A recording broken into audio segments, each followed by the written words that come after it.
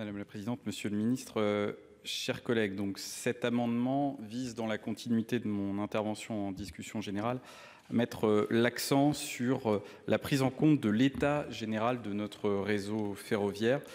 On a pu dire les uns les autres au cours de cette même discussion générale à quel point ce réseau était particulièrement vieillissant.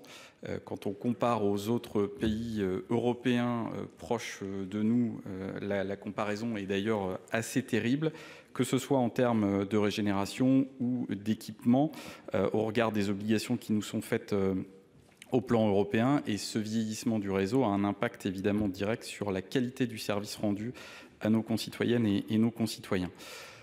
L'enjeu pour nous, ce n'est évidemment pas d'opposer les uns aux autres les Serm à la régénération, mais faire en sorte que cette dernière soit bien prise en compte. Or, le contrat de performance dont nous avons parlé, qui est fondé sur la règle d'or, limite de fait la capacité d'investissement de SNCF Réseau. Et l'on voit bien que les chiffres ne sont pas au rendez-vous, monsieur le ministre, parce que depuis 2016, et c'est l'autorité de régulation des transports qui l'écrit, ce n'est pas nous, les dépenses de régénération sont en baisse constante.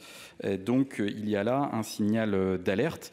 Et d'ailleurs, le scénario tendanciel retenu par l'ART confirme bien, là aussi, cette dégradation annoncée. Et donc, au regard du deuxième scénario qui est proposé, celui de la transition écologique, c'est près de 10 milliards d'euros par an d'ici 2042. Donc, si on compare à la seule enveloppe pour les Serm, c'est plus de 10 fois cette même enveloppe. Et l'on voit bien le risque à devenir, celui d'une archipélisation où on aurait des parties du réseau ferroviaire en très bon état et d'autres extrêmement dégradés.